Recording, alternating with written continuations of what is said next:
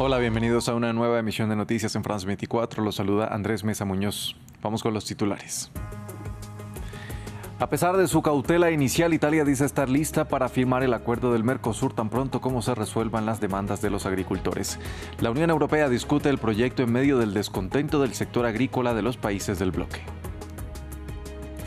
Los líderes de la Unión Europea también tomarían este jueves una decisión sobre el financiamiento de Ucrania. El presidente Volodymyr Zelensky instó al bloque a usar para tales fines los activos rusos congelados y advirtió que enfrentará un déficit si no empieza a recibir el dinero para la primavera. Jornada de protestas en Argentina. Sindicatos de trabajadores se movilizaron en la Plaza de Mayo en Buenos Aires en rechazo al proyecto de reforma laboral que se discute en el Congreso y al que señalan de recortar los derechos laborales.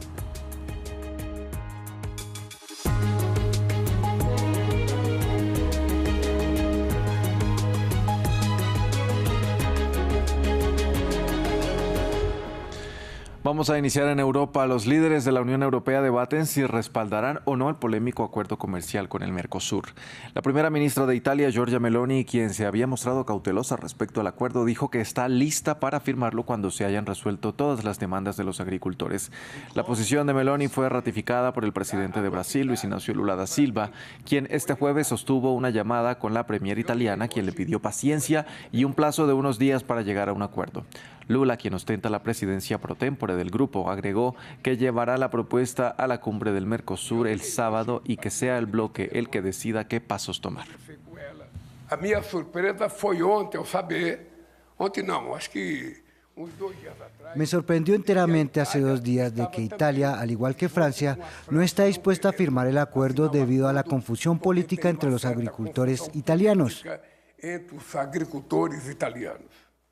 En conversaciones con Meloni, me recalcó que no se opone al acuerdo. Ela ponderou para mí. Está encontrando resistencia política por parte de agricultores italianos, pero está segura de que los convencerá de aceptar el acuerdo. Luego me pidió paciencia durante una semana, 10 días o un mes como máximo, y que Italia apoyaría el acuerdo.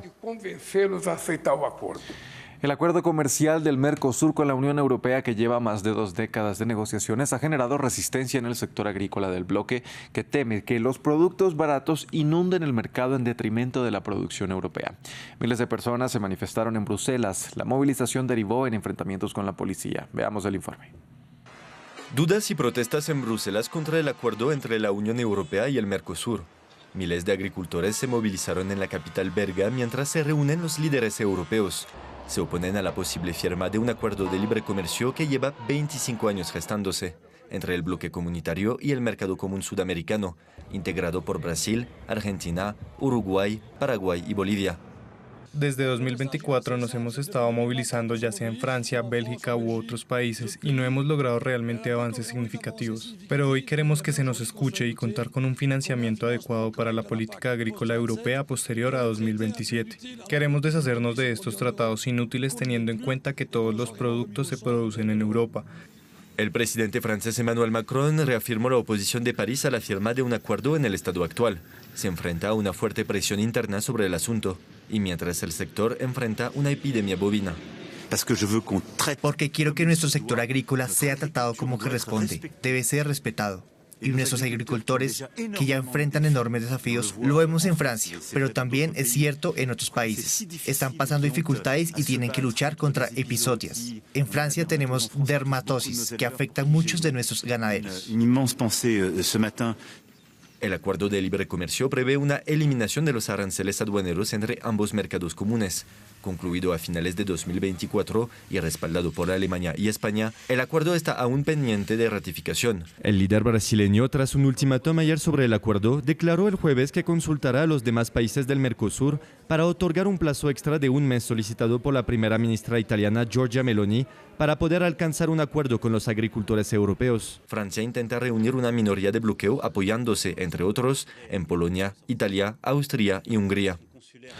Los líderes de la Unión Europea intentan también sacar adelante la ayuda financiera para Ucrania en la guerra que libra contra Rusia, y el uso de los activos rusos congelados está en el centro de las discusiones.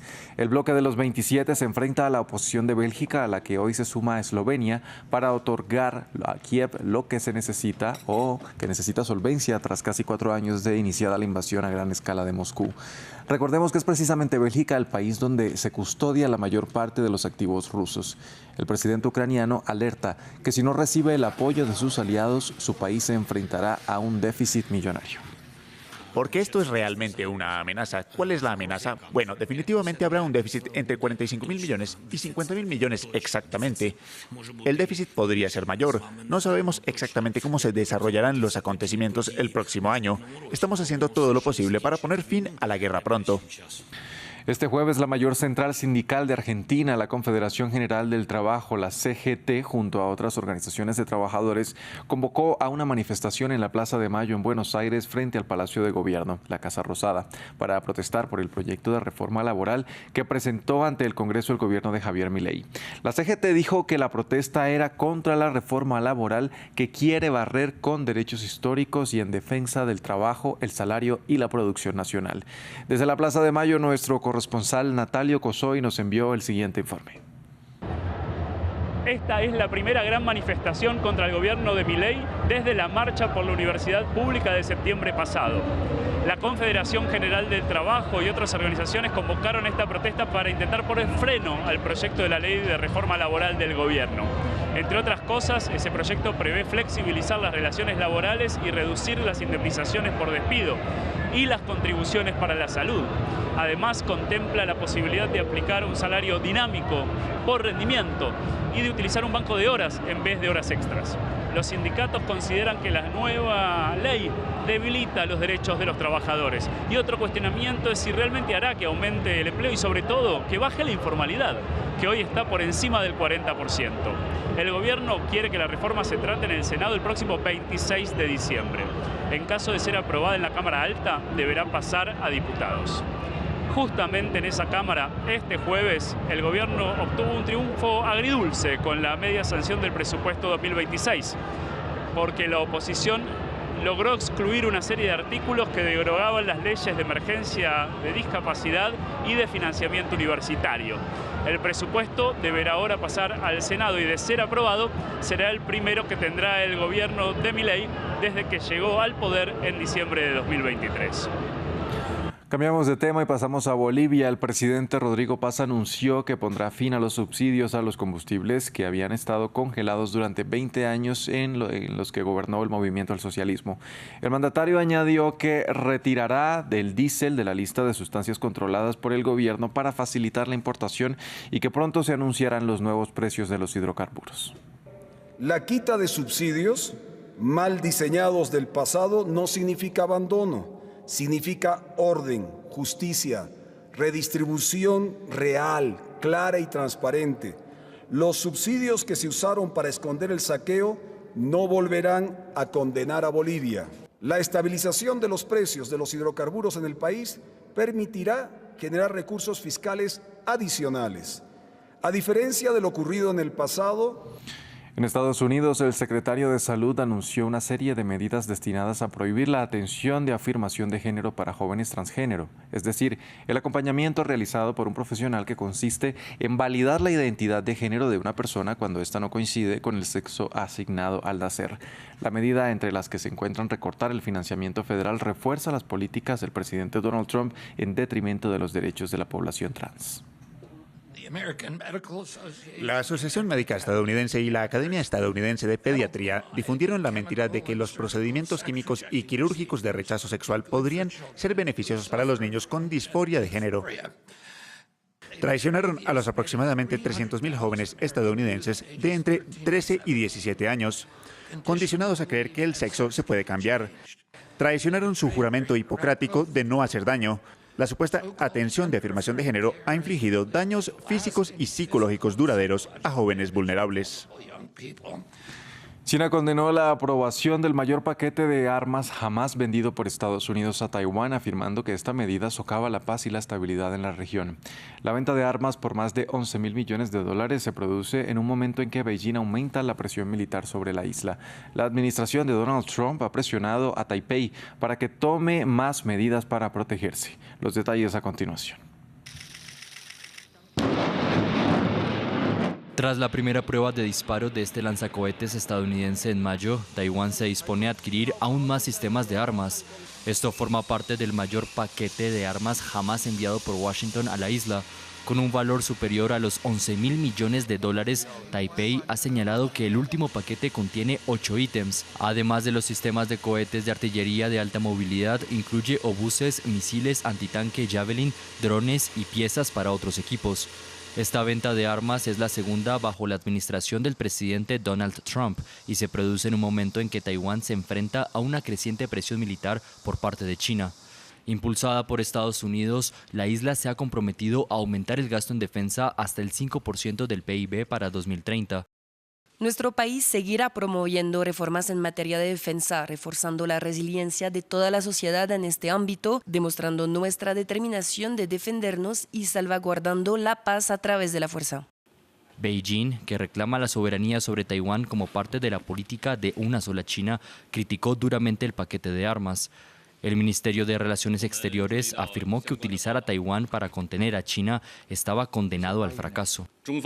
China insta a Estados Unidos a que respete el principio de una sola China y los 3 comunicados conjuntos chino-estadounidenses, cumpla sus compromisos y ponga fin de inmediato a las peligrosas acciones de armar a Taiwán. China tomará medidas firmes y contundentes para salvaguardar su soberanía nacional, su seguridad y su integridad territorial. El Pentágono indicó que el paquete, que aún debe ser aprobado por el Congreso, servía a los intereses estadounidenses al apoyar los esfuerzos de Taiwán por modernizar sus fuerzas armadas y mantener una capacidad defensiva creíble. Washington está obligado por la ley a proporcionar a Taipei los medios para defenderse.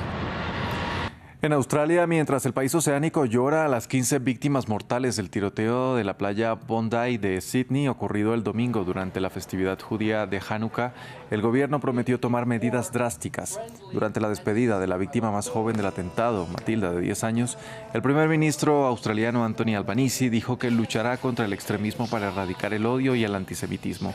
Esto incluye nuevas facultades de las autoridades para denegar o cancelar visados de quienes se considere que propagan el odio y la división. Hoy anunció un número significativo de medidas adicionales para ampliar el plan. En primer lugar, el fiscal general y el ministro del Interior elaborarán un paquete de reformas legislativas para reprimir a quienes propagan el odio, la división y la radicalización.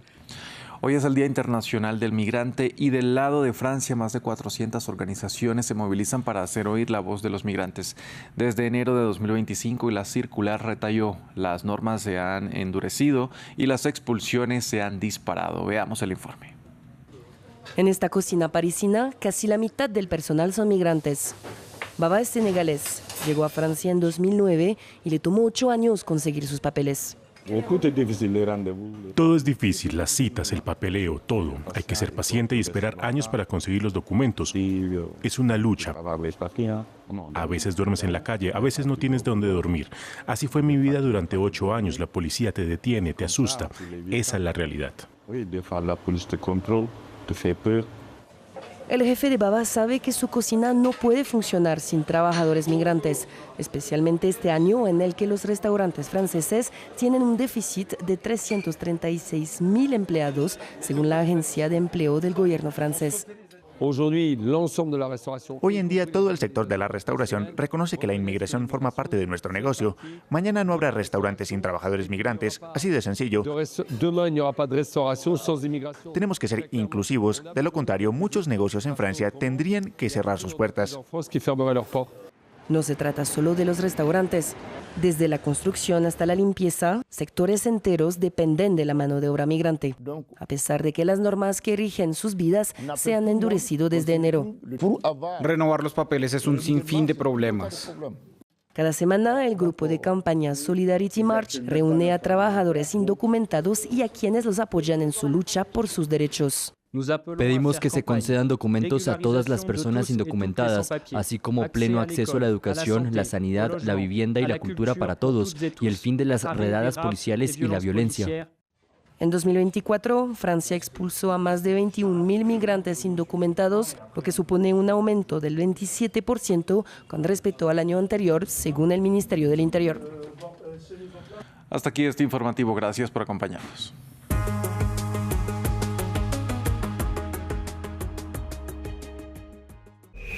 Bienvenidos a Corresponsales, el programa de France 24 que los invita a dar una vuelta al mundo de la mano de nuestra red de periodistas. Cada semana, una vuelta al mundo con los reportajes de los corresponsales de France 24. Corresponsales en France 24 y France24.com.